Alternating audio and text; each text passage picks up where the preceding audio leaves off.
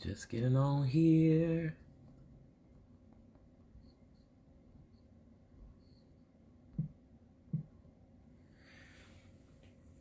Trying to get Minister Andre on here.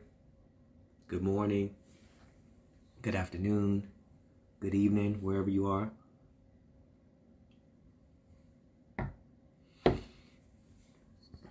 Hopefully the camera picture looks good and the sound is right.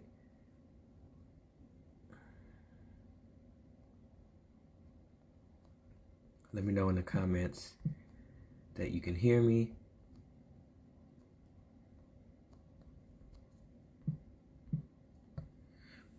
So I'll just wait for Andre to get on here. I think I got all the topics in the subject line. If you want some more information about Ahmaud Arbery, you can go to IBelieveTemple.com. And what I did is I made a blog post entitled "At That Time Is Near." So it's called "At That Time Is Near." And I put in there all the articles and videos from the news reporting that I found. And one of the most complete articles that I've seen was from the Atlanta Journal. I think it was, or AJC.com. And they gave a ton of information and specifics on how all of this has played out so far. So I'll just hold on until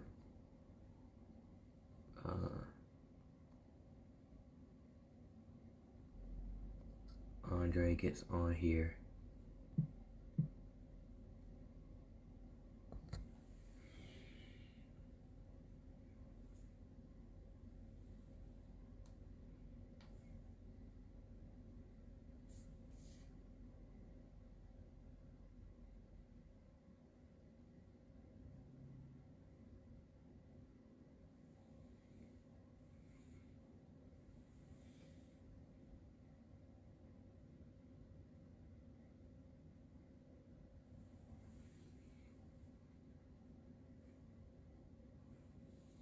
Where is he? Andre is MIA.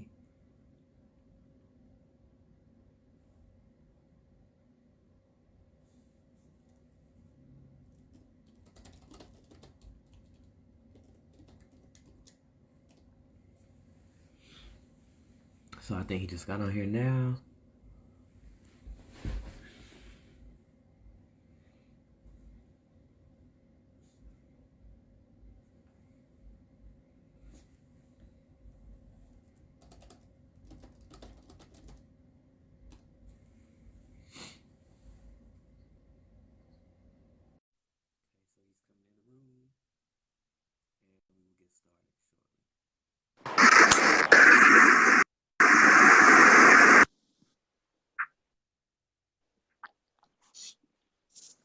Well, hello, Brandon Allen. We in here.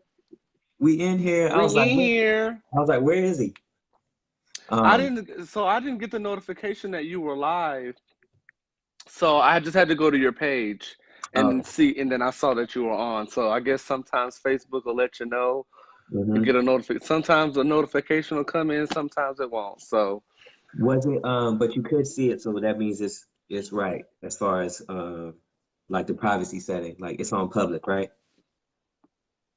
yeah, it's on you. So being that you went live, it's gonna automatically be public. Okay. Yeah. Cool. But I'm a guest, so some of my friends hopefully my friends will come in and see that I'm a guest on your live. This is your live today. How's my my photo? Oh, you're good. You're good. Yeah. Okay. Laura. Hallelujah. So go ahead. Yeah, so we have a few people on. Hello. I'm not sure if you are on. Let us know who you are if you want to. So welcome to our very, very, very much needed discussion. My name is Andre Brooks, and I'm here with Prophet Brandon Allen. And what I want to say is that we will probably be on here um, for for the coming weeks. So what we'll be discussing today is the death of Ahmad, as I'm sure you all know about. I see Rob Rhodes just joined. Hello, Rob. Mm-hmm. Um, What's up, and guys? And my friend Gino's on here too. Gino Phillips. okay, okay. Shout out to Gino. Um, Okay, we'll be discussing Ahmad, the death of Ahmad in Brunswick, Georgia. We will also be discussing something that I brought up to Brandon's attention. There was an article that I read, it happened a few weeks ago, of a man, a white man, that walked into a California grocery store in a KKK mask. Mm-hmm. So we'll be discussing that. Mm-hmm. Um, and San Diego is where I'm from.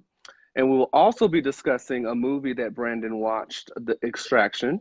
And we'll be Mm-hmm. discussing the details of what that can take, what toll that can take on someone on the inside, Mm-hmm. internally. And then we'll also be discussing the TV show by Tyler Perry, Ruthless. Mm-hmm. Me and Brandon had a very deep discussion on that show, and we'll be giving our intake on that show. And also, that's another show that can really take a toll on how someone can take things internally and things that we take inside of ourselves and how that can manifest in our daily lives. Yes. So let's go to Ahmad. Let's talk about Ahmad. Okay. So you can go ahead and start, Brandon. Okay, so I almost cut you off earlier, but I didn't because you said the death of Ahmad, and I wanted to scream murder, you know. And so Yeah. really, that's what it was. It was a murder. And so I said this before you came on, but people have joined since then. So if you go to IBelieveTemple.com, I posted on my prophetic voice, and it's my blog, and the title of it is "At That Time Is Near." So I give some scripture, and I posted all the media that I found to resonate with me, and all the videos and the mainstream reports, and also Roland Martin had a few good, conversations about it. And there's just a lot of details. And Minister Andre and I was in prayer about like what should we say regarding this, because we could say a whole lot. Um, and this is one of those situations. If you just know it, you just know it. Like if you feel it, you just feel it. And Yeah. Hey, I David Cook. I see you. I see you, David. Hey, David. And so when I look at this, to me, it was clearly a murder. And then, like I said, I posted the articles on there on my blog, and they go into detail about basically how they tried to cover this all up. It was the person, the film, this happened, I believe it was in February, and the police had the film the entire time. And it wasn't until they released it, and then there was a public outrage that the arrests were made. And to me, this is a situation that's too often, that happens too often in a country where we are native born, where this is our country as well. And so I think I prayed about, and something that Andre and I talked about was like educating people on these certain things and the cost and the weight. Um, I don't know if Tanika Ragland is still on here, but yeah, she's on here. Hey Tanika, and so like she's somebody who definitely understands, and we've had conversations before about the weight of just being a melanated person, and that you can. I don't think, and now I think I'm getting the words. I'm getting the words because we prayed, and I'm getting the words because we meditated on it. But the thing is, you can't help somebody understand this if you don't get it. You can't help if you can. The president himself. I'm not going to disrespect the president, but I am going to talk about what he said. He said like what I'm interested to see what happened outside the video. But to me, in my perspective, there's enough in the video that shows you that it was a murder. Who cares what happened outside of what we saw? What we saw was a vehicle and a truck. And obviously somebody driving that vehicle was filming, and two men with guns, and there was a tussle for the gun, and and then he was shot. But to me, it looked like they hunted him down like a wild animal, like a gorilla. And we are shown this constantly, constantly. And I believe the witchcraft of it all is that we're always shown this stuff around election cycle. Mm, that racism takes a rise. And this wasn't the only murder of a black man, but these seem to happen in strings. You know, there was another car accident where somebody got in a fender bender, and it was a white guy hmm and a black person, and he murdered him. I think shot him 4 times or something like that. And then I even read that article. and then Hmm there was the other one where the guy pointed a gun at police. But isn't it not interesting or interesting when it happens to be a melanated person? Most often it seems like the attitude of eliminate the threat is the cause. Like eliminate the threat, pow, pow, pow, pow, pow, like shooting somebody as if they are in war. Like there's not an attempt to apprehend the subject or suspect. It's always eliminate the threat, meaning murder, meaning kill. Okay. So you could have And shot, they could have shot him in the knee or the ankle or taser or whatever. But go ahead, like yeah, I really like that perspective. And what I will also say is before I even go into, in addition to what Brandon has said, is that where Ahmaud was murdered was 45 minutes from where I was from, where I mm, lived. I mm, lived in Blackshear, Georgia. mm. Hey, Stephanie. Stephanie lives in Patterson. She's back online with us after we did Hey, our Stephanie. test run. Yeah. And so for me, I lived 45 minutes away from Brunswick. So this hits home a little bit for me. Hmm. Brunswick, Georgia is 45 minutes from Blackshear, Georgia, where I lived in my teenage years after my mother passed and I joined the military. So hearing about this really, really hurt me in a lot of ways. And I, I, for me, it's a murder that really affected me a lot. And I want to go into what I actually saw in the video. So, um, and I was speaking to Rob, and Rob just asked a really good question. So we're going to get to your question, Rob, in a moment. Um, the part that got me, and I told Rob actually about this, was when you look at the video, for those who have watched the video, I believe that the person that was recording the video had something to do with the murder of Ahmaud. Yes. Because when you look at the start of the video, you don't even see Ahmaud until the driver rounds the corner. Right. So you don't even see Ahmaud. So and what was eerie to me about this was that the person recording, I didn't feel remorse from him. I didn't hear him say, "Oh no, what's going on?" or "Oh my goodness." It just seemed like it was very planned. And that's just a perspective that I'm providing Hmm. due to what is being recorded. Right. And what was recorded was a man driving a vehicle, his camera recording something, and then as soon as he drives around the corner, you see Ahmaud running. So for the recorder, I'm talking. Let's not even go to the two that Okay. killed him. I'm Yeah. talking about the person recording Yeah. said nothing. There was no like, oh my God, like why are they hurting him? And then no reaction to the gun coming out, no Mhm. reaction to the shooting happening, no reaction to the person in the back of the truck. Like Right. there was just so many different things going on. I was like, Hmm. so did the person or did the person have anything to do with it, or did the person already know like, oh, these two people are going to go after this person? They Right. may not have known he was going to get killed, but sure enough knew that something was going down. Hmm. So, or was this person following Ahmaud to try to figure out where this person was running to? So it does beg into question what did happen prior to the recording, because that they are valid questions. So I'm not going to question someone for saying, oh, well, what happened prior to? Hmm. Yes. What happened prior to does draw to that, but at the end of the day, Ahmaud did not deserve to be murdered. So Right. let's just say, so I'm going to go back and say, let's say Ahmaud did break into somebody's home. Let's say Right. Ahmaud did, was trespassing on somebody's property. Hmm. Okay. Hmm. Okay, fine. Did he deserve to be murdered though? Right. Because he Yeah. was running.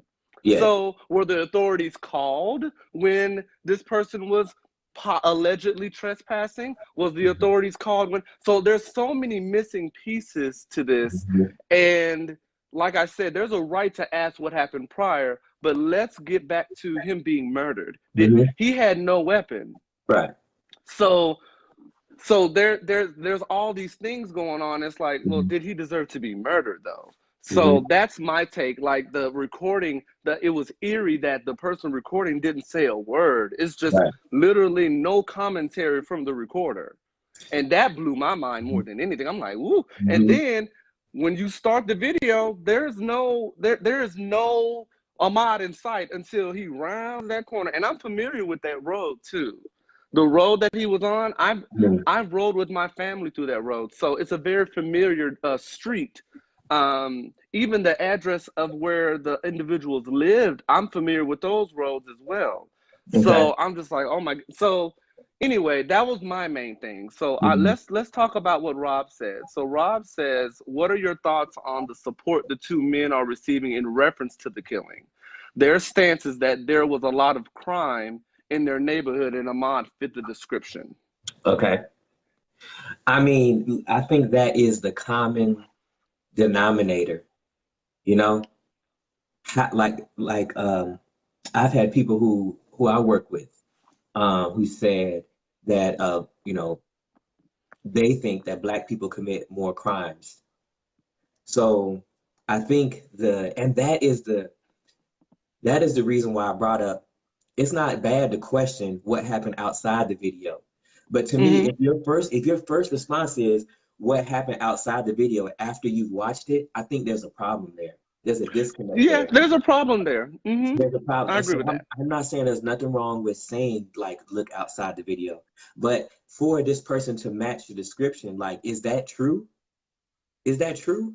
I don't know. Like, has there been? And I haven't looked it up yet, but I was gonna look up crime statistics in that area because that it to me feels like something that anybody could say because that's the narrative in American society that for a lot of people or for some people that black people commit more crimes. So if that be the case, then it will be so easy to be dismissive and to put that narrative into why and the justification on why he was murdered because they also because every time look okay let me give an equation let me compare two things so Brock Turner the rapist right Yeah. admitted to it and all that what was the judge's response to him like and the leniency of we've seen it multiple times in these high profile cases where there was leniency given to white American males. And when it's a person of color, it's not the same.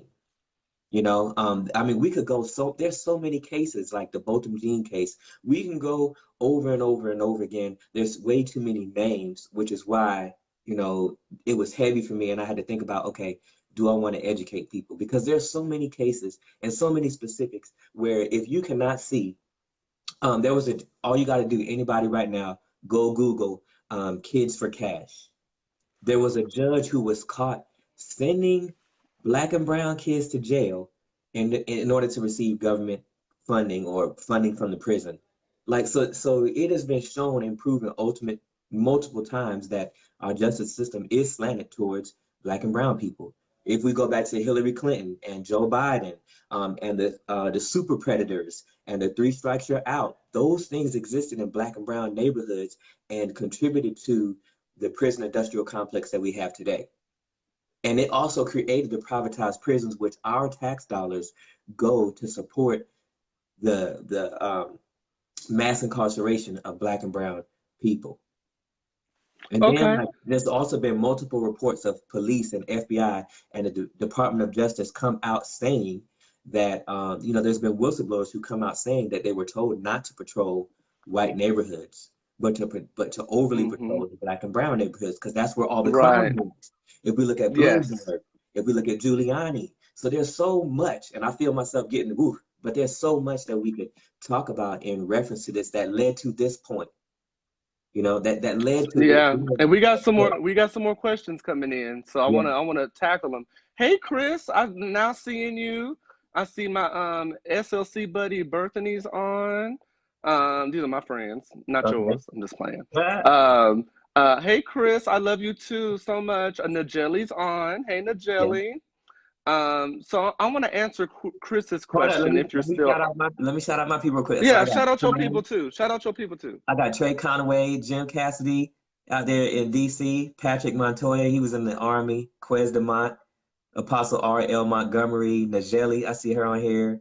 And then, yeah, then your question with Chris. So Chris says, hopefully you're still on, Chris. It says, Andre, do you know why the shooter was no longer connected with law enforcement prior to the shooting? That's a good question. Yeah. Did he receive any complaints or discipline during his time in law enforcement? I need to look that up. I actually heard about I think Rob may have told me that he's a prior police officer, the one that shot him. Yes, he is. So I think that's why Chris is asking that. And then Najeli says something too. You know, Jelly, has a lot to say. So let me see. Najeli said there's a new report that says that the neighborhood didn't have any reports of break-ins for 2 months before the incident.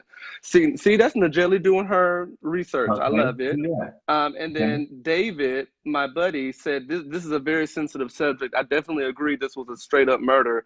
My question is, was it race-related? And if so, how do you prove that? I see Lucas. Hey, Lucas. I see you're watching.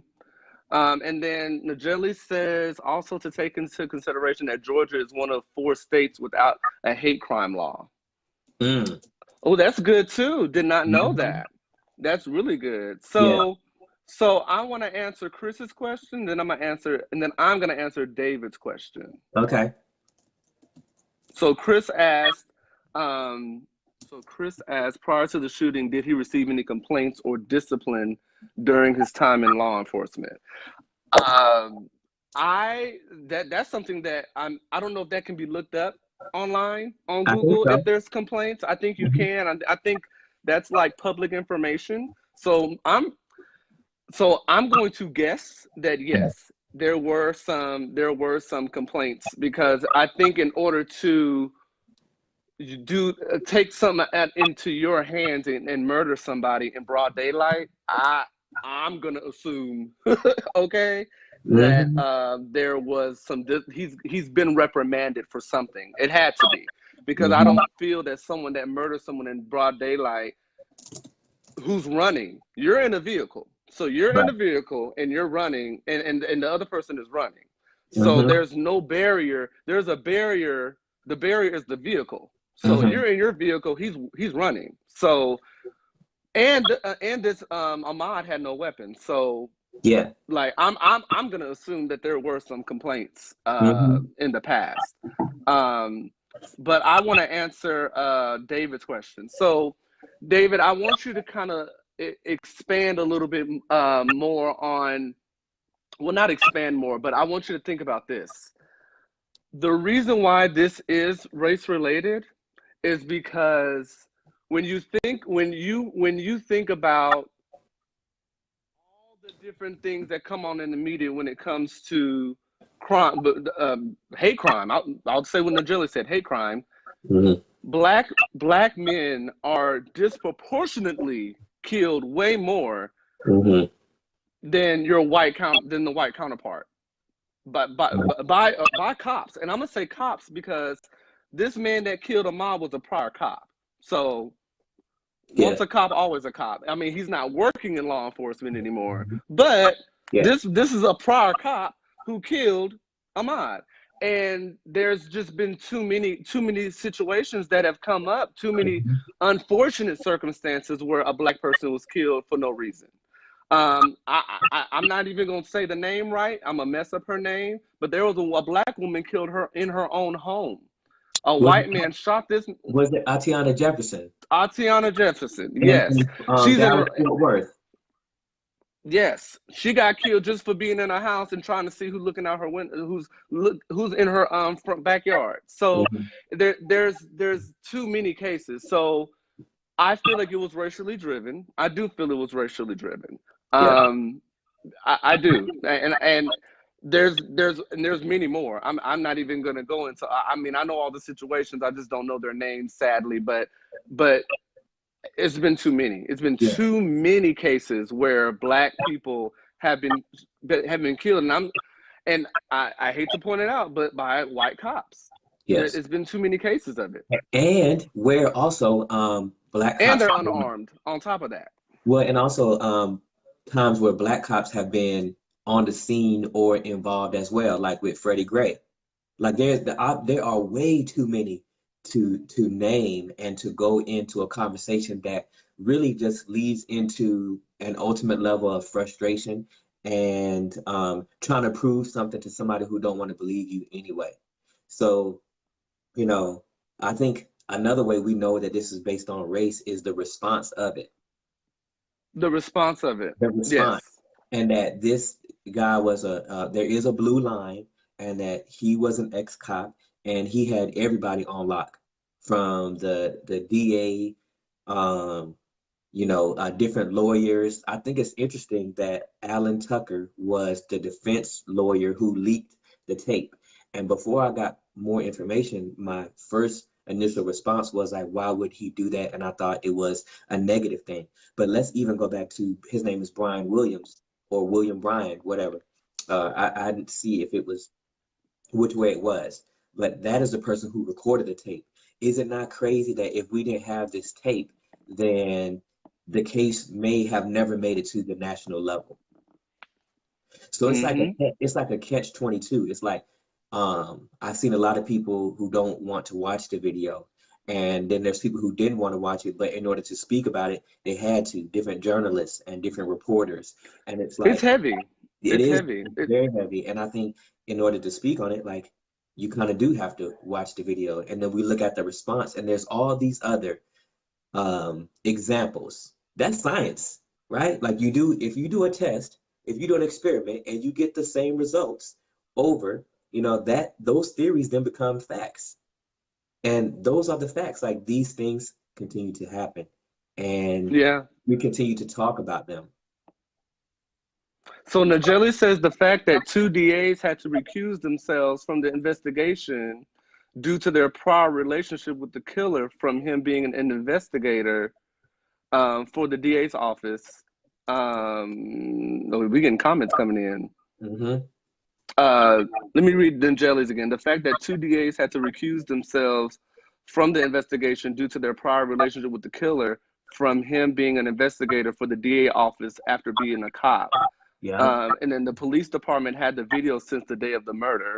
And then Jim Cassidy said exactly, without the release of this video, it would just be another day in Georgia. Yes. And yes, I agree, Jim. So, and to add to what Jim just said, my heart is broken even more that it took 2 months for us to even know that he was killed. He was killed in February. So this makes it even more racially related, because we finding out 2 months after he dead and gone for 2 months now, going on 3 months. Yes, and I would add to that the immediate response was, how can we protect these two men who committed murder on video? And as Najeli said, they had the police, they had the video recording the day the murder happened.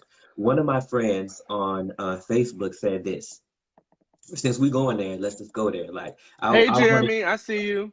Hey, I Jeremy. wanted to bring out like some of the things that other people might be saying. So one of my friends, she's a Black female, she said there was a time in our history that white people would go to witness lynchings to take pictures, to make postcards out of them, cut off body parts to send them to their family members and friends as a keepsake.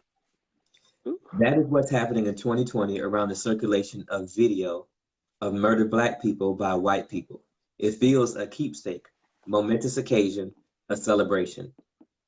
And I can say that to some aspects, I shared the sentiment of the video being circulated, because when I look at murders, like when it comes to things like this, they don't usually parade around. That was my initial response about the video. Like, this is being paraded around. Like, did the defense attorney, because I didn't know that he leaked the video, Alan Tucker leaked the video, and then said, I'm not representing y'all. Right. So and Jim just said, and so Jim said something too. He said there are now pictures out showing the father at a KKK rally. Okay. So David, I'm just putting it out there. My friend David, he was at a KKK rally. So what was he doing at a KKK rally? Mm-hmm. I mean, if that doesn't let you know that this was racism, I don't know. I mean, but I understand your perspective, David, because he's looking at it more like, what if this was a white man? Would he have shot the white man? If how do you prove the individual shooter would not have done it the same thing to a white man if he fit the description of an apparent burglar? So, but yeah, so, and that's a very valid question, David, Yeah. but it's racially driven. Well, being at a KKK rally really just answers that question, honestly. So, I mean, but to add to that, regardless to him being at a KKK rally or not, I just want to put emphasis on a black man with no weapon on him at all, running. Mm-hmm. There's so many different ways to address something. Like I Mm-hmm. said earlier, if he did peek in people's homes, if he did break in, Mm-hmm. regardless to the actions of what this man did, to be murdered is a no-go. Right. Because what if it was why couldn't it have been a conversation? Mm-hmm. And I But no, think you that, murdered him. yes, You murdering him is like, well, yes. So, and I guess what I would love to ask him is what made you think that this person didn't deserve the right to a trial, the right to the judicial, I can't even say it, the judicial process, right? Like what made him think that, you know what, I'm gonna chase this person down, make a citizen's arrest. Obviously, they rolled up with guns, so we know what you they're, rolled up. You already yeah. knew. That, so we know that there is a thought process based on It's some that, intent to that. It's that there some was, intent to that. yeah, intent, and that they also may have been afraid because the father was in the truck with his six shooter. It looked like, you know, he was in the truck with his six shooter. The son was on the ground with his long range rifle. If the son had a handgun, it probably wouldn't have been no tussle. And so we don't know when people say what also happened before the video, we don't know if they tried to stop him prior to, and then got in the truck and chased him down and stopped, like, you know, half a mile ahead of him when he was running that way or something. We don't know what that looked like. We just see Right. the recorder Brian Williams roll up, you know. And but my question We, is, what made them think that he didn't deserve the right to a trial? If you expect this person to be a robber, a criminal, and matching the description, when Jelly said there was not evidence of break-ins 2 months before reported, 2 months before the incident, if that is the case, why did you not allow the police to handle it? And why don't you want to get the bad guy off the that's street? what I'm saying. Get the But bad that's guy what I'm off the saying, street. though. That's what I'm saying. And that goes back to what I said earlier about the video recording. I'm looking at the analytics of how the video was recorded. Mm-hmm. I'm looking from a neutral standpoint Mm-hmm. that this man, there's another man, not the two individuals involved in the murder. I'm talking about the one recording. It's like, who typically puts their phone on up next to the steering wheel and records while driving on Right. the road? Mm-hmm. So if you think about the craziness of that, of just Yeah. this a third person that's Mm-hmm. recording and then they're quiet. Mm-hmm. They ain't said a word. Right. There's no, oh my God, like what's going on? Or Yeah. no yelling to stop it or to prevent it or to no defense for anybody, no nothing. Just I'm just recording. So Mm-hmm. this is another day in Brunswick, Georgia, and here I am just recording. Like that is eerie. It was so eerie to me. Like what in the Mm-hmm. like what is going on? Like that blew me away more than anything. So Jim says exactly they acted as cop, judge, and jury, Mm-hmm. basically. Yeah, they did. Yes, David, no reason to be shot in the street and in broad daylight. Like the comfortable the ease this people had in just killing this man in broad daylight is Yeah. also appalling. So Rob has a long post. I haven't. Before that, Go Jim ahead. Cassidy said, "Who did the recording? Has that come out?" Yes, it was Yes, it's come out. Brian Williams. They initially, after the video, this is what's interesting. After the video came out, he's now being investigated as a suspect in the Yes. murder as well. But the police had the video from the day that the murder From happened. the So then, so yeah, and then the reason why we have the video in the public now is because Alan Tucker was going to be their defense attorney. He leaked the video, I want to say after, because he was going to represent them. Then he leaked the video and said, no, I'm not going to represent you all. That's how the Because public. the evidence looks too Yeah. it looks too organized to me. It Yes. looked too organized to have a man that's driving the truck, recording from their windshield, recording from their driver's seat, Mhm. and as you go around the bend, then you see Ahmad, and then you see this truck where there's two men dealing with Ahmad. So I'm like, what? And it was too eerie to me. So I hope you get a chance to see that video for the ones that are asking. Okay. So Rob, so this is Rob. This is what Rob said. Rob got a lot to say too. I have a very diverse social media. I logged on yesterday to see many Blacks with negative posts on their hatred for white privilege. I then see posts from whites that are frustrated that it's always a narrative of race when Black is killed. These posts get intense and I end up logging out. Do you feel that social media is causing racial wars online, or are these posts making them worse than the hate crimes? So it's a two-part answer to that for me. So Mhm. so Black, because he said Blacks are the hatred for white. So there's a two-part answer to that. So I'll say from my standpoint, for Blacks to speak out on white privilege,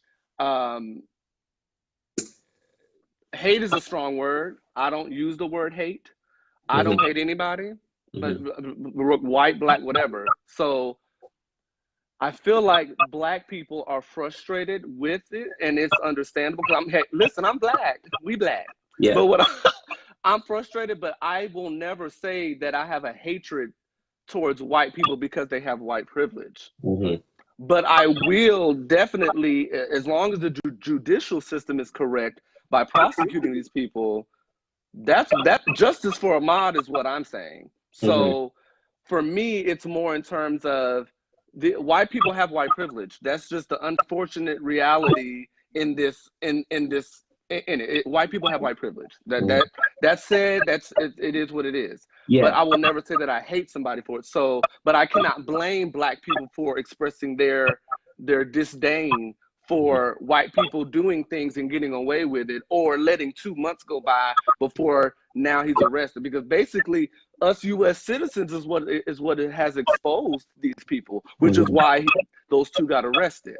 And then to the white people saying that, and then Rob said that he sees white people saying that they're frustrated because the narrative is always about race when a Black is killed.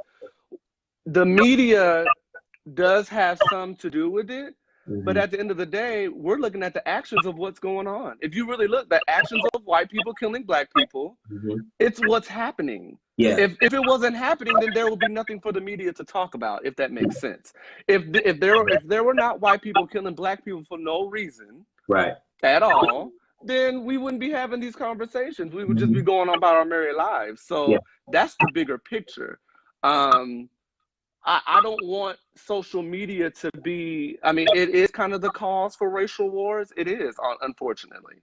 I just hope that everyone is, I disagree with I mean, a part of it is, it's causing where there is hatred amongst people, where we need to be coming together, is what I mean.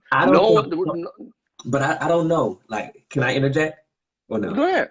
Okay, Go so ahead. I don't think that social media is the cause of it.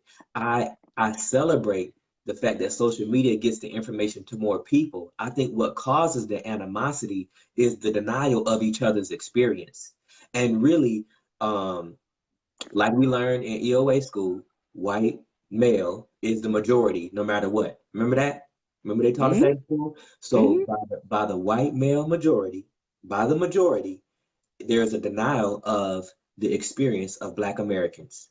That is the source. So no matter if it was on news or CNN or MSNBC or Fox News or whatever, the source of the angst comes from the disagreement from the majority about denying what we actually saw on the video. There's always an outside thing. Like, look, my hand is in the camera right now. You can see it, right?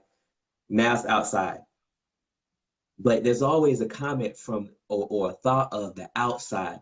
In other words, like the black person had to be doing something because an ex-cop or white people ain't just murdering black people for no reason. You know what I'm saying? Like Yeah. there Well, has to be.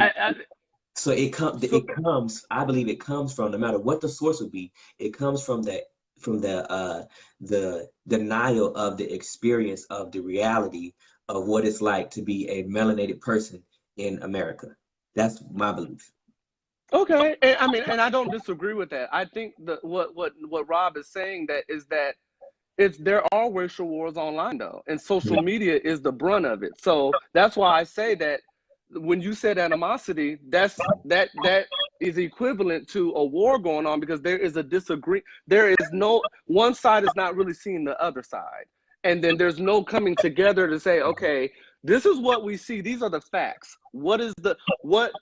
First of all, what's the solution to it? And then Yeah. also holding those people accountable for their actions. So Yeah. the white folks saying, okay, this is what it is, and the black folks saying, because the thing is that there's white people and probably in this live that are not racist. So Hmm. in their minds, they're like, well, what's going on? So Hmm. I have to look at it from both angles Hmm. because there are white people that ain't trying to think of, they're not even thinking Right. about killing nobody black. Right. They're everybody they those white people say, well, we're all the same, we're all Hmm. equal, we're all Hmm. this. So it confuses them because they're like, well, why does it have to be race driven? But they have to look a little deeper and say that it is because of race, and you have to have that empathy towards the minority and say, yes, this is a problem Yeah. and this is an issue. So that I think that's the reason why I say social media war, Yeah. because you got white people saying, well, I'm not racist, so it doesn't have to be racially. No. It's not about it's not your thought process being white Yes. and not being racist. But there are racist people out there that have a motive behind why they do what they do. Right. That's the part I was just Yeah. trying to convey, if Yeah. that makes And sense. I think we, in a lot of ways, have said the same thing. We said the same thing, but a different way. Yeah. So I see that Raglan, I hope I Hmm. said her name right, Yeah. says what's going on is the truth about what Southern Georgia does in the dark comes to light. Yes, absolutely. My friend James came in. It's a two-part answer. Hey, Jim says social media has pulled the scab off the ugliness in America. That's very true. Larry what's says up, great Nico? conversation, brothers. Alex said, right, but ducking your head in the sand doesn't make the problem go away. Absolutely. Hmm. Absolutely. I agree with that. Oh, But yeah, did you see what Jim Cassidy said? He said social media has pulled the scab off of the ugliness in America. yeah, that's the reason why I said that there's social media wars, Mm. because black people have been saying it all along. And Mm. now that it's been publicized that a Mm. white person killed an innocent black man, now Mm. white people that are not racist, I'm talking about the white folks that are not racist, they're saying, why did it got to be about race when, because Mhm. your mindset, you're not racist, so you're automatically not going to think that it has to be racially motivated. Yeah. No, it does. It is racially motivated, Mhm. very much so. Mhm. It is. Larry Ross says, great Especially, conversation, brothers. Larry Ross was um, one of the only black teachers I had at Westwood High School.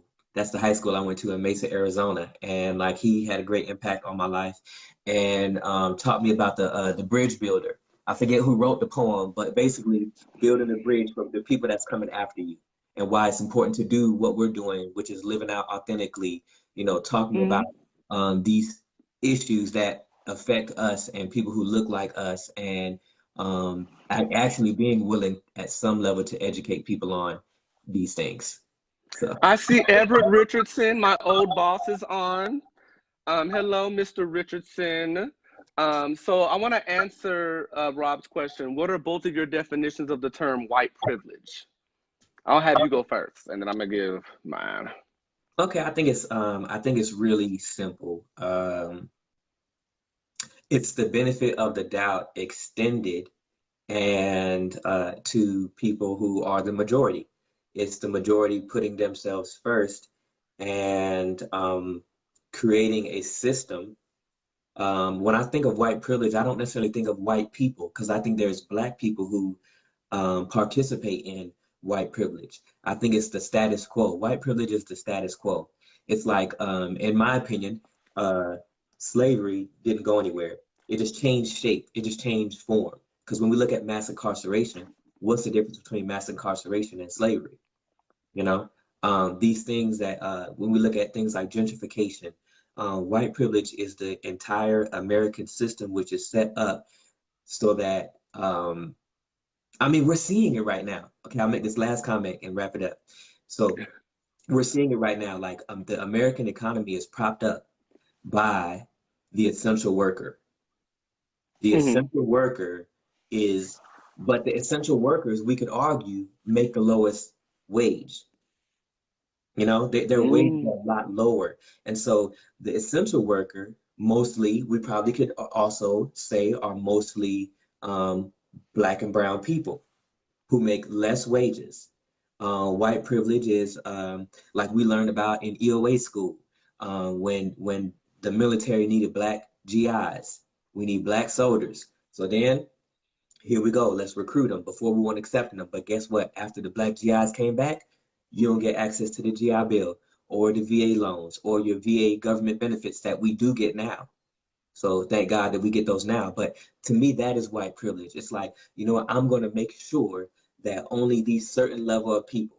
White privilege is Laura Ingraham telling LeBron James to shut up and dribble, that he should just play sports. And how much money do you make? You make millions. So you should just focus on that and don't get involved in politics. To me, that's white privilege. White privilege is when a Black person commits a crime and a white person commits a crime. The first thing they do, Philando Castile, right? The first thing they try to do is discredit the Black and brown person and talk about their past criminal history. But it gets solidified because people don't want to believe the truth about police only patrolling Black and brown neighborhoods. They don't want to believe, they don't want to catch it all together. White privilege is not having to deal with the fact that people who look like you were injected with syphilis, unbeknownst to them. You know what I'm saying? White privilege is white privilege. You going in on this definition, but I'm gonna let you keep going. Yeah, I'm just saying. I think white privilege. No, I'm just messing with you. Yeah, I think it's just knowing your identity. It's knowing that you can be anything that you want to be. And yes, I will not say, but I won't say that white privilege means that you ain't gonna have no challenges. I mean, I think everybody's gonna have challenges in this life, but I don't feel like there's any American who can honestly say that skin color doesn't matter and that skin color doesn't play a role on everything, from your college enrollment letter to whatever, from your the census. We have all these things. You just look at the incarceration rates, you just look at the media, the way they do exacerbate things and how these things stick, and they get people riled up to an emotional level instead of being able to analyze. But I know I went off on a tangent. I'm sorry. Okay, so I'm gonna give my little small definition of white privilege since you went in on yours. So I do love your definition of white privilege because I believe that is what white privilege is. But what I want to add to that is, for my definition of white privilege is individuals, not all white people though, because I don't want to associate white privilege to every white person, but yeah. But at the same time, every white person has white privilege. It's based upon how you utilize that white privilege to look out for the minority. Mm-hmm.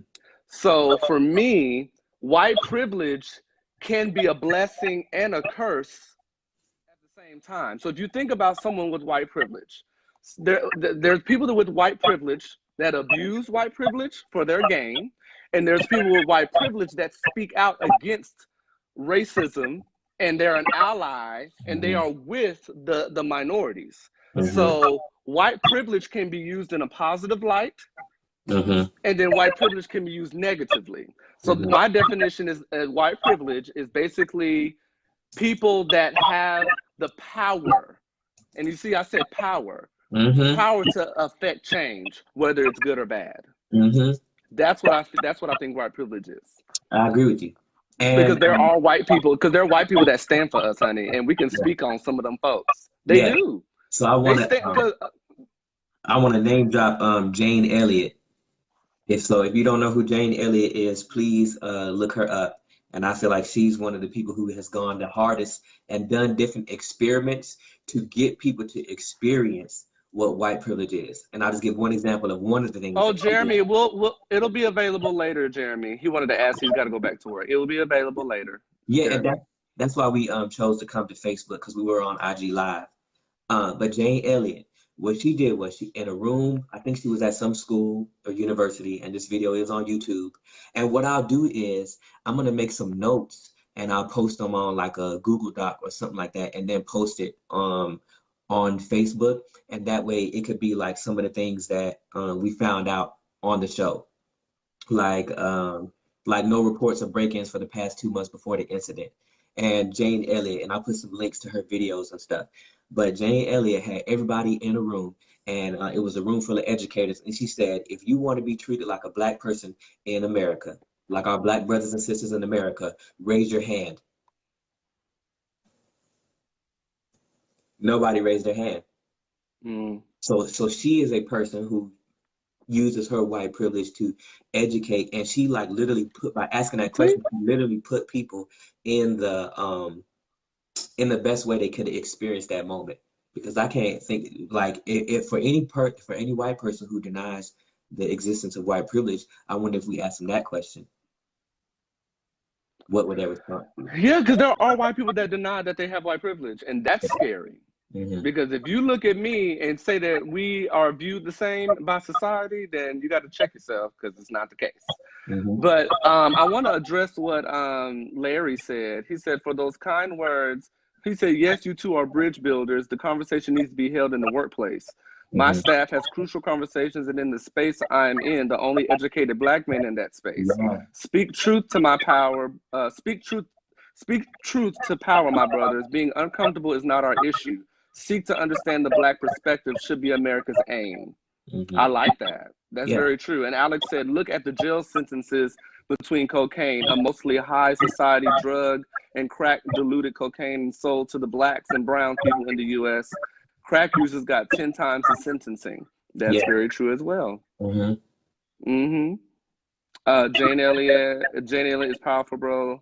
Okay, Jeremy said thanks, and then Larry posted the link or whatever to the, and then Najela said Jane Elliott is amazing. She has been doing social experiments since the 70s, even with weekenders, school children. This is very good insight. Thank you for providing that. But I want us to move on. So I want us to move on really, really quickly to a new topic. Thank you all for the feedback. I mean, this is amazing. Mm-hmm. So let's talk about the KKK situation. So I don't know if you all seen the article that I saw. There's an article of a man in San Diego, California. I am from San Diego, California. So this hit home for me again. This man walked into a grocery store, white man in his mid-40s, and he walked in the store and went shopping with his KK mask on. Just walked in the store, was just leisurely going into the store with his KKK mask on shopping. And people were looking kind of confused, like, what is going on right now? And eventually the authorities were called. And basically the store manager told him that in order for you to continue shopping, you need to remove that mask. The KKK mask. Yeah. So the hood, he had that hood on. San Diego, California, with a KK mask on. So I want to know y'all perspective on that. I will speak, being that I'm the one that read the article, I'm gonna give you my perspective on it. So what happened was he continued to, he took off the mask and proceeded to shop. He bought his groceries and left. So he did abide by the store manager's position by telling him to take off the mask, and then he continued shopping, and then he left. What in the world is going on? We are the boldness of racist white folks that will go into a store, public place, with a KK mask on. What in the world?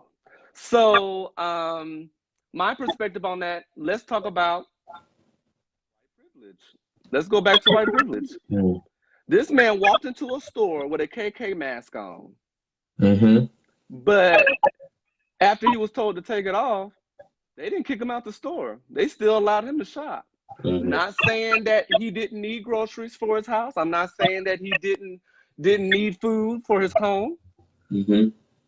But he was wearing that was KKK mask, Yeah. and he took it off, and they told him he could still shop. But he basically came in there with a KKK mask on, and he was not kicked out of the store. Mm-hmm. Let's flip that to somebody black doing something outrageous. Mm-hmm. Would he have been kicked out of the store? I don't know. I mean, remember the brother from Walmart? I think it was in Ohio, who was just walking around and he had the toy gun or whatever, and they called the Walmart called the police and they shot him. Didn't even give him a second. Didn't even give him no warning. Didn't even say anything, and they just shot him. So I mean, Jim just said this Thursday there was another incident, different store, same town. A husband and wife wearing a mask with, oh, wow. And then he said it was a hood, not a mask, and he did not remove it till he was paying. Well, I mean, either way, it looks like a KKK mask. So even though it may not have been the actual KKK mask, if I'm looking at it as a black person, and there's two eye holes, and it's shaped like a KKK mask, honey. No, I think he's just saying the correct terminology is a hood. It's the hood, the pointed. Well, I call it a mask, but I mean, I call it a mask because I mean, yeah, it's a hood. It's a hood, but yeah, I call it a mask because I'm just like, ugh, like you wearing that, like why are you wearing that mask? But go ahead and continue because Najeli said something very long. Okay, I just think there's an immediate suspicion of black and brown people in stores. How about we just go right there? My dad has been followed around in the store and like called me while he was being followed around in the store and proceeded to go like raise his voice with me on the phone as a person is following him in the store. Like, so I think, you know, where does this suspicion come from that black and brown people are going to steal or need to be followed around in the store? So for this person to be clearly displaying all out in the open, swastikas and wearing a KKK mask or hood, you know, for that to be. I keep calling it a mask. My bad, y'all. I know it's a hood, but I call it a mask because of the whole like holes being in the eyes and stuff. It's not a mask. It's a hood. I know it's a hood, y'all. So I think that goes back to my idea about white privilege being like the benefit of the doubt being extended. It's like you're automatically assumed that you're a good person, even if you got a KKK hood on, even if you got a swastika on. You're not about to get tackled by the cops immediately. You know, you're not about to get shot for wearing that mask, but just for being you and looking how you look or looking how I look, depending on what we have on or how, like, we'll be followed around the store. Let me ask you, have you ever been followed around in the store? I not follow, but watched very closely. I was in a jewelry store with a friend of mine, and we weren't trying to buy no jewelry, but the woman was all over us, asking if we needed help. Kind of was not like all up on us, like close, but within proximity, like we need to see what he's doing. So there was definitely an uneasiness, and this was in Alabama, where I was in the store. And she was like, "Oh, y'all don't need it." Like every 5 seconds, she was asking us if we needed it. I said, "No, I'm just looking." I kept telling you, "I'm looking. I'm not trying to purchase." But every 5 to 10 seconds, she kept just trying to reassure that I didn't need any help. And I'm like, "Golly, you all up." I said, "This is the best customer service you're giving me, but I know why you're on my case because you think I'm getting ready to walk out with, or try to bum rush you and take a watch or something." Like, no, like I'm just in here. Like, stop. So, I got a quick positive story real quick, for real, a quick one. So I went to, I was in Kentucky and Louisville, and there was a Coach shop, and I had just got a bonus, and I just went in there because I was going to buy my mom a purse. And so I wanted to think about it because, you know, those are expensive. But I actually went in. The lady was so nice to me. And it was a older white lady, she probably was in her 40s or 50s. So not old. Sorry, that's not old because I'm close. Uh, I'm close to 40. But so she was so nice to me and didn't treat me how I expected. And she was Hmm. white. And so I actually went back to the store to buy the purse for my mom. And one of the motivating reasons why I did that was because how she addressed me in a high-end store. Because I've also experienced like what you're talking about, jewelry and stuff like that. But I bought it because my mom, but I also went to that because I could have went to another Coach store, but I bought it from that one because of the lady's interaction with me. So that's a positive story. Yeah, and that's what I'm saying. Not all white people are racist or anything. So that's very important to put out. So Najeli said at the beginning of the school year, the middle school here in San Antonio, I found KKK recruiting flyers. Oh my God. In the boys' bathroom. So this is everywhere. The members are just feeling more comfortable showing it to the public because in the last few years they have been feeling validated. Well, Yeah. that I'm not even going to go into my thoughts on that. Alex says that's because the KKK are not considered domestic terrorists. Mm, If the top leadership allows it to happen, then those people are going to feel empowered to do what they want. mhm, Very, very, very true. mm, Very true. And I mean, there's nothing else to say that's true. mhm, Everett, Mr. Richardson says, understand the people who have these beliefs have always been there and supported by the most. It has just become so popular and accepted by people that it will become normalized. Cannot compare what POC and white people will get away with because the laws were never written within POC in mind. The mm. scale is always unbalanced. Okay. Jim Cassidy And said then they feel empowered by the current administration, and that in itself is another whole show. You right. that's the reason why I said I ain't gonna say that. Yeah, I'm Uh, just leaving it alone. then Rob Rod said, told, my girlfriend, okay, go ahead. are you gonna read it? Okay, my girlfriend is of Spanish descent. She routinely expresses her frustrations with racial issues. It pains me that she moved to this country to be exposed to a country divided by race. How Mm, do you think these issues affect the Spanish, Asian, Native community that make up the rest of the U.S. population? Ooh, I want to answer that first. I'm okay, gonna go answer ahead. that one. So, and it affects them because they are a minority as well. That's the reason why.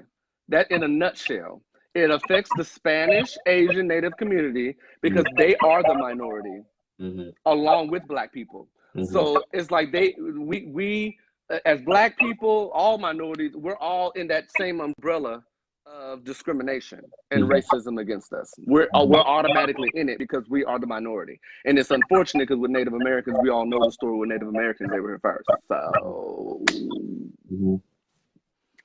I but think the it white brings folks became. I think it brings another thing. Let's go back to history too. Like so if we look at governments and banks, mainly banks really pushed the idea of white privilege. Remember that documentary that we watched in EOA school that showed, Oh, right? Like mm-hmm. when it comes, like the reason why gentrification exists today is because the banks basically, if a black or brown or Native American or whatever, if any non-white moved into a neighborhood, the prices of the housing will go down. So yes, Najeli said redlining, and so that basically Hey, made it to where Starsha. Hey, there was Dominique. I'm just saying hey to people. Sorry, I'm not interrupting you. that's fine. So they basically made it to where now there's a financial incentive to be prejudiced, racist, however you want to define it. But so they incentivized white privilege. So I think when what races are we talking about again? Asian, Spanish, and who else did he say? Native American. Okay, when we Native talk, American. they're also minorities, right? Bye, So David. you know what they do?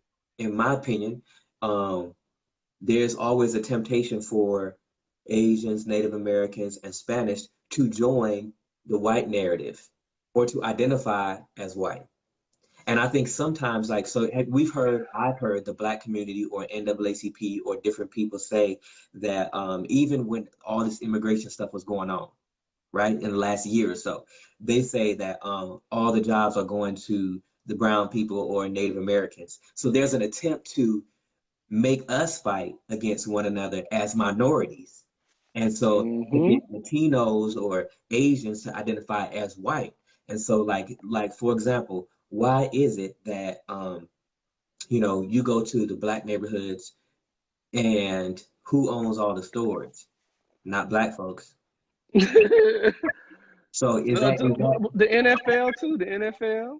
I mean, I'm not even gonna go into the NFL, but I mean that's another one. yeah, so So, we don't own it, um, but we get to play on the field. And we don't own nothing in the hood. And that goes back to like what Najeli said, redlining and also banks not doing business. A good movie to watch, kind of about this kind of thing is The Banker. It's on Apple TV. If you have oh, I that. don't have that. Yeah. Mm-mm. Or you can download it or whatever. But The Banker was a really good movie that sort of showed how basically it was not acceptable for us to move around different neighborhoods and or own properties. Oh, okay. That Okay, they, that Everett. He said, "Don't Mister Me 3000." right? Listen. I always knew you as my boss. Okay, Everett. Mm-hmm. Oh, Um, Chris Williams is a friend of Chris mine. Williams said, "Thanks for the discussion." Oh, Chris says, "Jim Crow is live and well. Unfortunately, the goals remain the same as in '60s, which disenfranchising, belittling, and emasculating Black people." Mm. Yeah. Hmm. Yeah. So let's move on, y'all, because we got two more topics, but we're gonna combine them because it's kind of dealing with the same emotion, same thing. Mm-hmm. When we started the live, I spoke about a show I watched. I don't know if y'all are familiar with Tyler Perry's Ruthless. It's on BET Plus. And it's about a cult that's going on in the show. It's about a cult Mm-hmm. of basically sexualizing men in a terrible way, raping women and sexualizing men. And there's a person in the role that's called the Highest, and he is a gay man that has been raping men, and they're in this cult like he is the highest and he is the savior. He's God. And then you can talk about your show Extraction, and then we can talk about our views on why this is a concern for us being in this pandemic Mm-hmm. and watching things like this, because this can really directly influence how we live our daily lives. Yes. Mm-hmm. That sounds So dang, that talk was about huh? So talk about so talk extraction. about Extraction. Yeah, talk about Extraction. I Okay. gave my little story about Ruthless. Yeah, and I think that ties into the entire conversation. And before I do that, can I read what's name's comment? Everett. Everett, yeah, go ahead. We Hmm. have our own infighting just in the black community anyway. We don't need to have conflict with other races. We can't seem to come together as a people, which helps the opposition. Agreed. And so let's wrap that I said into that earlier. I yes. said that earlier, coming together and being one instead of Mhm. there's just so much strife because though they're not understanding each other. They're not trying to open up their mindset Mhm. to understanding what the real issue is. Right. Yeah. And denying that and saying that we're all American or that we all bleed red. But that's not it. If we do that, then we're not acknowledging and we're like trying to scapegoat and go around the issues that we have. But this is a perfect, I don't know how we did that, but that was a perfect like segue into everything because to me, media and music affects everything and it shapes the minds and the culture of the people. So I started to watch the movie Extraction with Chris Hemsworth, the guy who played Thor. And so when I was watching this movie, I noticed it was like extra violent. And I've seen, I like action movies, the Mission Impossible. I've seen Kingsman. I've seen some movies that have violence in it. But for some reason in my spirit, I felt that this just brought it to the next level. And what happened was I ended up stopping the movie. It got to this scene. There was this scene where Chris Hemsworth was pushing this guy's head down, and it was over a rake. And so then, so he's pushing this guy's head down, and then he just gave it one, one hard push. And, they don't show it, but then just blood just splatters everywhere. And after that, I was just like, oh no, I got to turn this off.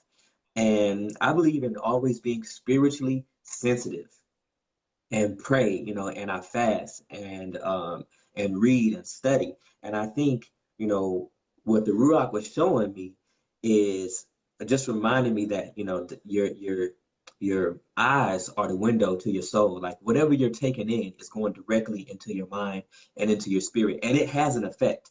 Even if we just say it's just entertainment or, oh, I just like this ratchet music or whatever, that is playing a role, especially if you're playing it constantly. If all I do is watch John Wick and movies like Extraction and fill my head with that, it's going to have a profound effect on me. And people have studied this. Go look up I want to say Edward Burns, and TV. It's called television programming. These things are designed for you to be a certain way. Perfect example, and then you talk because I've been talking. Perfect example. When I was, I had to repent because when I was at Georgia Tech University as an Army ROTC instructor, we were right next to the foreign exchange students, and I watched all the news sources, and I had seen this Muslim person, and she was in the full thing to where you could just see, you know, her eyes, and in my head, like something in my brain thought, oh, there's ISIS. And so what I had to do was, yes, I was like, I caught myself and I was like, you know what, that is crazy. Like, where did that thought come from? That's not how I conduct myself. I speak to everyone I spoke to everyone at the foreign exchange thing and like was friends with them, was kind to them. But why did the thought even come into my imagination that that's what ISIS is? Let me tell you why. Because our movies have painted Muslims to be terrorists. And then not just our movies, but like the wars and all these things. And so those things are affecting us, which ties into the whole idea of white privilege, the whole idea of Black bodies being murdered. It ties into the whole thing. Like the picture that we have of our society is largely determined by our experiences, and especially when our experiences are solidified in negative ones. When what we see on the television is our interaction with other Black people, because there are Black people who participate in white privilege, who are like, you need to pull your pants up, and I agree with those things, like pulling your pants up and looking a certain way, being presentable. I agree with that, but guess what? That's still not gonna make me say that somebody should be murdered because they look like that. And this also ties into how men and how people in American society view women. And that's another topic we could talk about enough. But we can bring that up next week. We re-engage next week. Yeah, like sexualizing, like you said with the show, sexualizing men and women. And I would never say that because somebody was dressed a certain way that they should, you know, that they deserve what they got. But we have had American politicians say that though. Yeah. So to add to your point about sexualizing, so with Ruthless in particular, what disturbed me and what made me cut it off, because Tyler Perry is phenomenal. So shout out to Tyler Perry. He's amazing. Director, writer, producer, he do everything. But this show Ruthless really bothered me. And I had to stop at episode 7. So this is a new show that just came out. I have Amazon Prime and it's through BET. So I stopped at episode 7 because, and I don't want to give too much away. I mean, I don't encourage to watch it because I stopped. So I don't want to say watch the show. Yes. But if you do want to watch the show, watch it. If you have BET Plus. But what bothered me was, in my mind, I looked at the highest as the devil. I literally looked at the highest as a demon, like a demon. And then, and when I looked at him, I envisioned the vision I had was men being raped for the demon's sexual pleasure, but the women being raped to produce more children. That's literally what Ruthless was about. Ruthless was about, and the cult that I saw on the show was that the women were raped, like with no consent, to produce children. And of course, to produce boys, essentially boys, and then the men were raped unwillingly because the highest, who was viewed the highest, was raping men because he was sexually attracted to them. So for me, I said, this is too much. I can't deal with this anymore, and I cut it off. So that was the root reason why I wanted to talk about.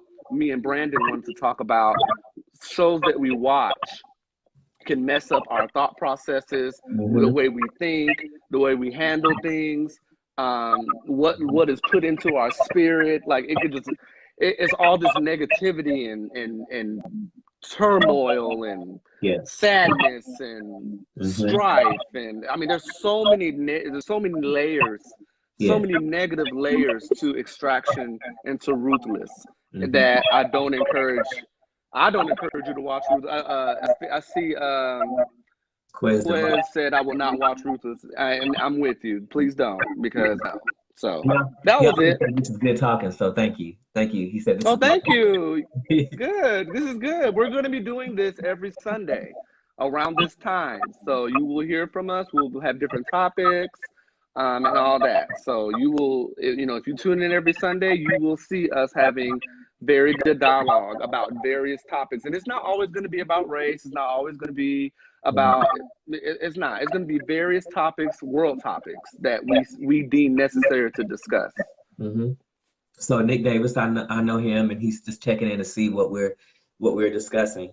So right now we're talking about the what you watch and what you listen to, and guarding your spirit, especially during the time where people are in the house. I'm always talking to the TV. I'm that person who be I talking to believe the in. TV.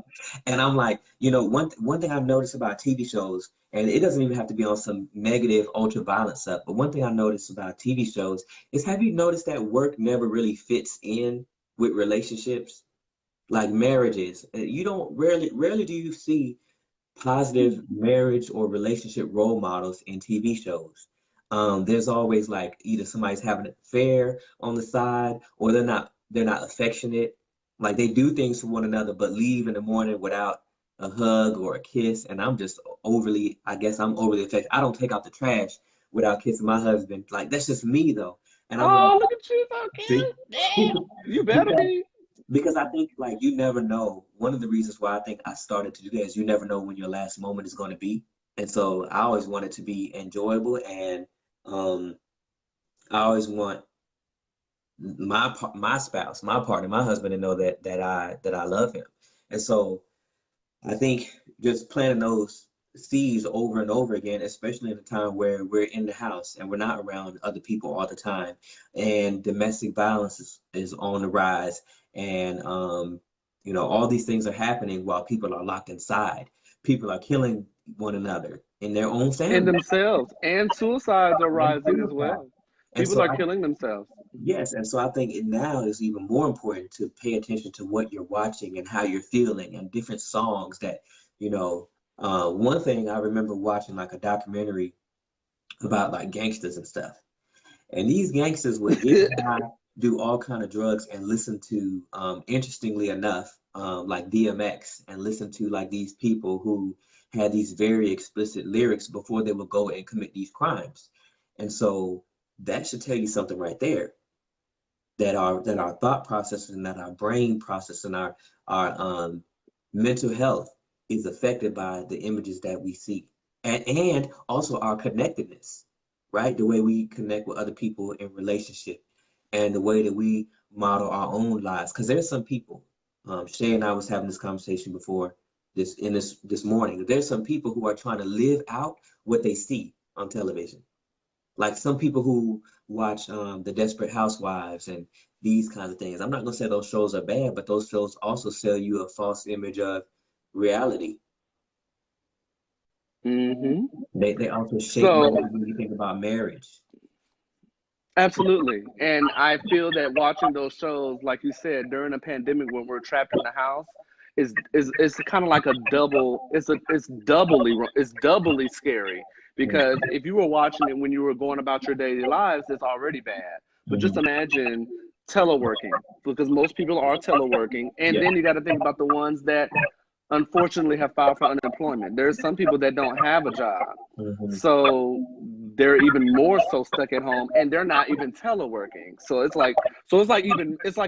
It's like each negative thing in your own life as it is. There's all these negatives already existing in your life. Right. Then on top of that, you're watching shows that can feed more negativity into your life. So it's Right. like Well, doggone, you can't win for losing because you already are facing negativity in your own life, and then you're gonna feed your own spirit with more. Right. Like, don't Yeah. do it. Ooh, Don't. I just felt a connection to 2 shows ago, when we were on IG Live and we were talking about bisexuality and the church, or gay people and the church. Doesn't this go to that too? Because I feel like some of our parents' generation, or even some of our own generation, and some of our grandparents' generation, they view gays like what they've seen on television. And Nick Davis said that, I agree, sadly, the script of good man or woman doesn't sell as well. And I think, It doesn't. Drama sells. mhm. And I Yes, think, Nicholas. Hmm. Alex says, Ratchet Monday shows, and Quez, totally agrees. And so yes, I just think that, oh, the danger in that. Let's say, so you got the news that's saying this negative stuff, the TV shows are saying this negative, your music is ratchet. Drake, all he's singing about is bad relationships. Like you got all you got Honey, all let this. me. You can start to think, that that's how everyone in the world is. You can Mhm. start to think that, like, and I think some of it, this ties into what we were talking about earlier too. All black people are like this, all white people are like this, all Muslims are like this. I think, all of those things feed into the narratives, or the way that we think about people and our worldview, especially um, if they're not analyzed, and if you're not aware. Yeah. Because I notice these things at every show. I'd be like, he did not kiss his wife before he left for work. What's up with that? I'd be like, mm-mm. I'd be talking to the TV, like, no. I can see. I need to come over there and watch a movie with you because I want to see you having conversations with Yeah, TVs yeah, because you're very animated and very extra, as you call yourself. So yeah. I just want to be around you when you watch a movie with you and Shay because Yeah. you probably be yelling, screaming, and everything else. Which I mean, it's animation. It's Yeah. funny, but yes, I. But to your point, it's very important to not feed yourself with more negativity than what's already there. Um, than what you're already facing in your life because it's not necessary and that's why I cut the show off and Mhm. I don't really listen to rap. I'm an R&B. Well, as you know, I'm an R&B. Mhm. I'm into R&B, and you already know my girl Brandy's everything. So Okay, yeah. that's the kind of the vibes I want. I want those Lettucey vibes, Tamar Braxton vibes, where they're singing about love and Mhm. companionship, and those type of songs is what I want to hear. Like Right. Kelly Rowland's Coffee. I mean, like I want to hear stuff. I want to hear that. I don't want to be hearing no, I'm gonna kill you and and shoot it up the club and all. Like, I don't really want to hear none of that with these rappers. I just Or don't. degrading women, Or degrading women, yes. and like some of these people, some of our coworkers, some of the people we know have daughters, and they listen to that music, and I'm just like, how does that fit, you know? And or people who have children, would you feel okay if your children listen to it? And my only desire is to get people to look inward and to be more analytical of what they're bringing in, because these things are affecting us now. And there is a reason why they show black and brown bodies being, murdered, why they continue to put these things on repeat. And there are, like, hip hop music is everywhere. There's probably more white people who listen to rap music than there are black. Like, it's everywhere. It's at all the sporting events. You can't go anywhere. It's on news channels. Like, Hmm. hip hop music Hey, is. Alvin. I'm speaking to Alvin. Simeon. You remember Simeon from EOA school? I don't know if you remember him. I don't think so. Okay, well, he was in EOA school with us, What but if? he on. Because I feel like the spirit is And lifted. we got a few more minutes because we don't want to be on here forever. So we got 5 more minutes, and then we gonna go. I feel like the spirit is lifting, and we had a great conversation, and I thank everybody for participating. What if we spend the last few minutes talking about solutions? Because we talked about the problems. One of the solutions, we just talked about a solution, being more analytical with what you're watching and being aware of what you're taking in. But what about, some more solutions to the topics we discussed earlier? What do you think about that? Yes. Well, I kind of said that on our well, we were on IG a while back, and I said I want solutions because I feel like solutions is what drives the change that can impact the world. Mm-hmm. So that's what I feel. What is he Oh, said? yeah, I remember You that. said next to me the very first day we all met. Yes, Oh, I now you remember. remember? I do. Oh, okay. What's up, Adam? Okay, but so well, I'm gonna give a solution for both parts. The part we were talking about with Ahmad in the KKK hood, not mask, KKK hood, and then a solution for the shows and stuff that we intake, stuff that we watch. So I feel like a solution with the Ahmad murder and the KKK hood is to I'm gonna really speak for the Black community in particular, and I hate to separate us, but I'm gonna just speak to the minorities right now. That we need to come together and really understand. Remain resilient. Remain resilient through this process. Remain resilient through all the things that we're going through in the pandemic, the stuff we're finding out in the media. And yeah, I'm gonna go with what Alex said, voting in November. Voting in November, because he said vote in November. He says that will be the ultimate change. And I feel like that can solve a lot, but I want to speak more in terms of like what we can do that we have a little bit more power in. Because at the end of the day, we vote. Our votes do count, but there's an electoral college and all that that's applied and all that. But what we can do as a community is just remain resilient, and that there's always a light at the end of the tunnel. I always try to, well, a lot of you all don't know me, but I'm all about positivity, and I'm all about, like, if you follow my social media on Facebook, I'm posting a picture of myself being silly, or I'm posting maybe a Flashback Friday photo or something like that. But just being positive and optimistic in the midst of all of this, and reading the Bible. You better read your word. Yeah. Read the scriptures, because it really does help put a lot of perspective as to what is going on in this pandemic. It really, really does. So that's my solution for that. And then the solution for the movies and the shows we watch, the solution is to avoid them. Avoid them. Do not watch them, because you don't want to feed your brain with any other negativity. Even after this pandemic is over, don't do it. Don't do it. Find a way to find those shows that are uplifting, because there are some good movies out there. The ones that are not getting the recognition are the ones that were low budget. If you think about these low budget films that are out there that didn't make it to the theater, or the ones that only go to Netflix but didn't hit the big screen, those movies actually have depth to them. I was watching a movie, and I'll leave it at this. There's an Asian movie. Yes, Asians are on all of the only white person in there was Keanu Reeves, who I love.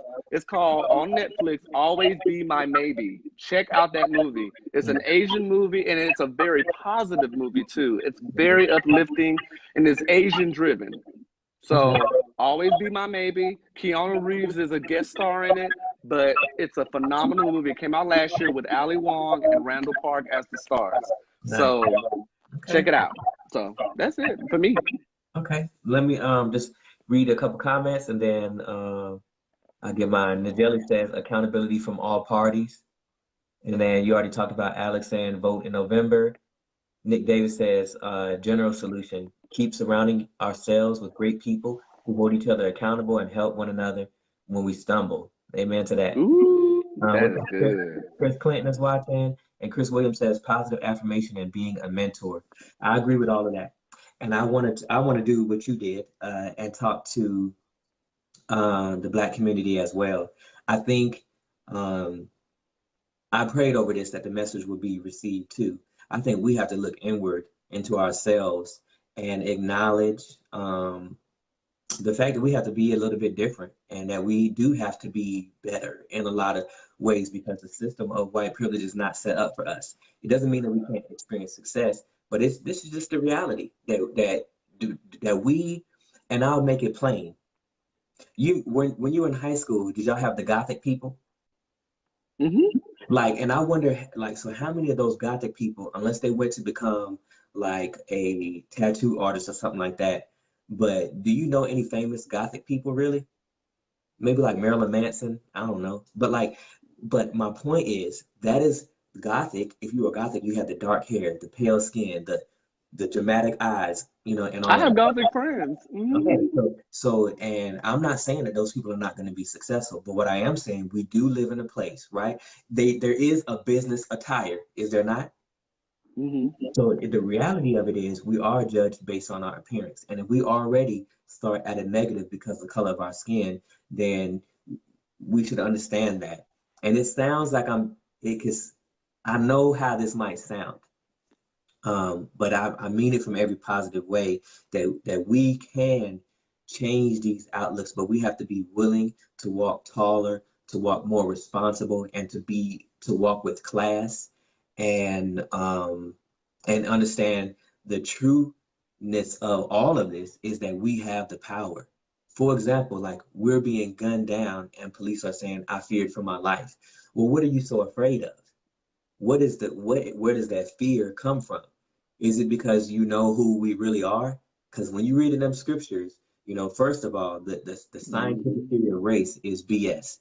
It does not exist. We all came from one person. And science has already proven that all life has started in Africa. So we know where the human genome, the 100% human genome, comes from. And so if our people get in our book, which is the Holy Bible, and find our identity, you know, when we look at scripture, we always find that God's people was always set apart. They always look different. He said, don't shave the edges of your beard. You're not supposed to be bald headed. Like that's what it talks about in the Old Testament. And these were the ways Hmm. that they were signified. And I'll wrap up with this. Is it not interesting? Because I think there's a whole lot of deception.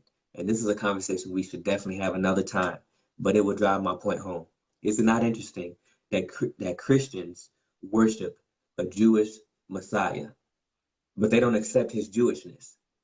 Jews, right, follow all the stuff in the Old Testament and follow, you Hmm. know, even more than maybe we could argue what's required. But they don't accept Jesus as the true Jew Messiah. Is that Yeah. not interesting?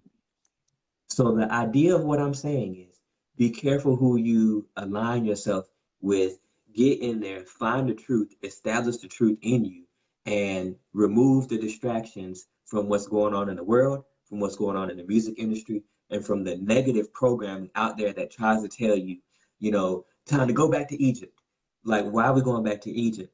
Like our people were slaves in Egypt.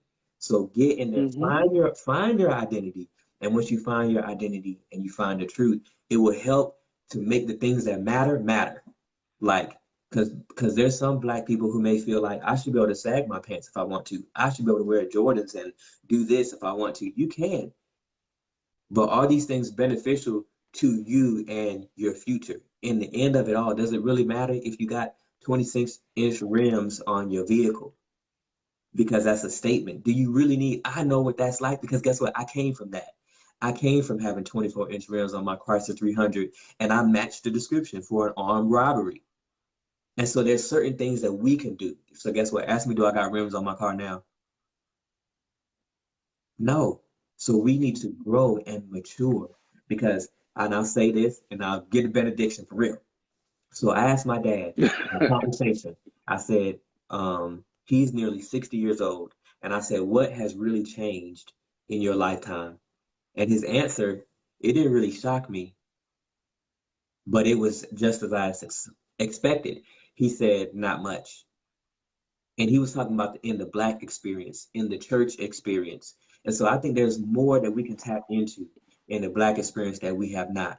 And I personally believe that voting in November is not really the answer. And when we look at the candidates and what we're offered to choose between, I don't think it's that hard to see that it's not voting, but it's us banding together. And I think it's the church actually being what it's supposed to be.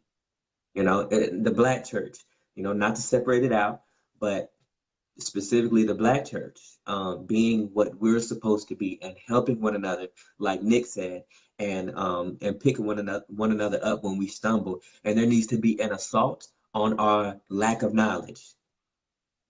An assault on our lack of knowledge. Let's teach. When I was talking with Trey yesterday, he was talking about we need to teach about the credit system, teach about managing your money, teach about the desires that you have. So yeah, you could go buy that brand new Benz, but you're gonna have a 20% APR. You know what I mean? Like, why not buy a cheaper vehicle right now? And so that way you build your credit up. Then when you buy it, you can get a 2% interest rate. Like things like that. We need to be a more interconnected community, because I'll say this, when I was in Georgia, that's what I realized about white people. When I was in Georgia and I was, doing color guard at all these functions with cadets, when that was a prior cadet, he's a lieutenant now, but Stephen Wexler.